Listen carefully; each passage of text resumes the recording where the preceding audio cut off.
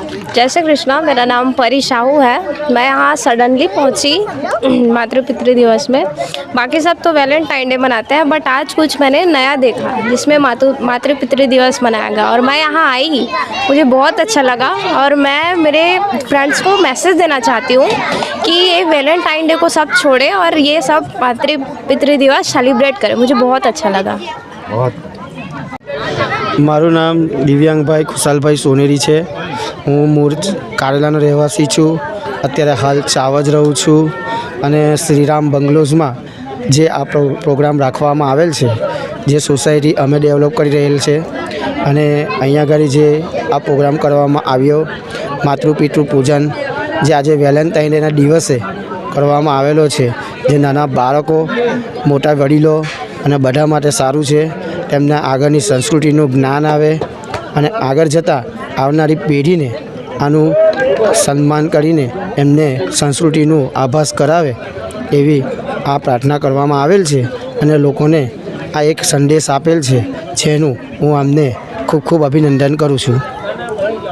જય શ્રી કૃષ્ણ।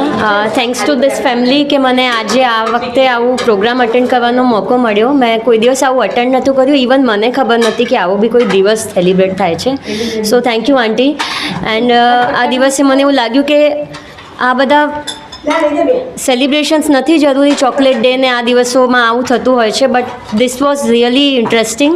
બચ્ચા માટે બહુ જ જરૂરી છે। મને એ બી જાણવા મળ્યું કે આવા બીજા પણ પ્રોગ્રામ્સ થતા હોય છે। હું શ્યોરલી મારા બચ્ચાને લઈને અહીંયા આવીશ, બિકોઝ એનાથી બ્રેનમાં કોઈક ને કંઈક ખૂણે તો બસ કશું ને કશું તો બેસે જ છે। નોર્મલી મમ્મીને બચ્ચાઓની ફાઇટિંગ જ ચાલતી હોય છે બધી વસ્તુઓમાં, જીદ હોય કે કશું પણ હોય, પણ આ વસ્તુઓથી ક્યાંક તો અસર થશે બચ્ચાના દિમાગમાં કે રિસ્પેક્ટ બી હોવી જોઈએ અને જીદ ના કરવી જોઈએ। ધીમે ધીમે આ રીતે કંઈક ને કંઈક બ્રેનમાં અસર કરશે। સો thanks to you, thank you. સારો પ્રોગ્રામ છે, બાળકો માટે આ સારો પ્રોગ્રામ છે। માતા પિતાની આદર કરતા શીખે, એમનું કયું માનતા શીખે અને સારી રીતે ભણે, એ માટે ઘણું સારું છે આ પ્રોગ્રામ માટે તો। ને બાળકો કેવું કે આ સભામાં કે આમાં આવે તો કંઈક ને કંઈક શીખતા જાય, કંઈક પણ એમના મગજમાં એ થાય તેનાથી પણ એને ઘણો આનંદ, ઘણું એ કરી શકે એવું આ ઘણો સારો પ્રોગ્રામ છે। पहली बार देखा था प्रोग्राम, फर्स्ट टाइम ही है। कैसा फील हुआ आपको? ये अच्छा है और ये बच्चे को भी अच्छा लगा और बच्चे को समझ में आता है कि माता पिता को कैसे आदर करना चाहिए। Okay, thank you. कैसा लगा? मेरे को ये प्रोग्राम बहुत अच्छा लगा। मैंने ऐसा पहली बार देखा। आज तक वैलेंटाइन का ही सुनते आए थे, पर आज से हम वैसा नहीं करेंगे। अच्छा, बच्चों को भी अच्छा सीखने को मिला। माता पिता को भी ऐसा करना चाहिए, बच्चों को ऐसा ही बताना चाहिए ताकि क्या बच्चे भी आगे जाके अच्छा सीखे, अच्छा करें। आज से यही करेंगे कि वैलेंटाइन नहीं मनाएंगे, बच्चों को मातृ पितृ पूजन यही सुबह में करवाएंगे और पूरे उसको सबको यही बताएंगे कि ऐसा ही करो। બાળક અને માતા પિતાનો બેવનો સ્નેહનો મિલન થાય છે અને તે બદલ બાળકને પણ એવું થાય છે કે ના, ખરેખર માતા પિતાની પૂજા કરવી જોઈએ અને બાળક અને માતા પિતા વચ્ચે સ્નેહનો મિલન આવી રીતે જ રહે અને દર વર્ષે આવી રીતે 14 ફેબ્રુઆરીએ વેલેન્ટાઇન ડે નહીં પણ માતૃ પિતૃ દિન ઉજવવાનો। ये प्रोग्राम से क्या सीख? ये प्रोग्राम से ये सीख मिलती है कि अपने माता पिता का पालन करना चाहिए, जो वो कहते हैं वो बोलना चाहिए, वो उसका पालन करना चाहिए और जो वो कहते हैं उनका मानना चाहिए, बात माननी चाहिए, क्योंकि उनको पता होता है कि क्या हमारे लिए क्या सही है और क्या गलत है। Thank you.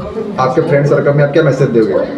हमारे फ्रेंड सर्कल में हम ये मैसेज देंगे कि अपने माता पिता का मतलब अपने माता पिता का रिस्पेक्ट कीजिए और अपना जो माता पिता जो वो कहते हैं उनका पालन कीजिए। का आदर करना चाहिए और पापा मम्मी की हर बात मानना चाहिए। सेम पापा मम्मी की हर बात मानना चाहिए। वो हमें हमेशा सही रास्ते पे लेकर जाते हैं। उन्हें पता होता है कि क्या हमें करना चाहिए, क्या नहीं करना चाहिए, वो सब सिखा देते हैं। રમા આવ્યા પછી બાળકોને ખબર પડી કે 14 ફેબ્રુઆરી આપણે ના ઉજવવું જોઈએ, એની જગ્યાએ માતૃ પિતૃ દિવસ ઉજવવો જોઈએ। એનાથી છોકરાઓ હવે સુધરશે, શીખશે, એ લોકોને ખબર પડશે કે હવે 14 ફેબ્રુઆરી આપણે ના ઉજવીએ, એની જગ્યાએ માતૃ પિતૃ દિવસ ઉજવીએ। અને જે મારી છોકરી આ સત્સંગમાં કેન્દ્રમાં આવ્યા પછી ઘણો સુધારો જોવા મળ્યો છે મારી છોકરીને। હજુ બી હું કહેવા માગું છું કે જે છોકરાઓ સત્સંગ કેન્દ્રમાં નથી જતા એ છોકરાઓ તમે માતા પિતાઓ તમે એને સત્સંગ કેન્દ્ર સભા ગમે એમાં મોકલો, કલાક માટે બી તમે તમારો ટાઈમ કાઢીને છોકરાઓને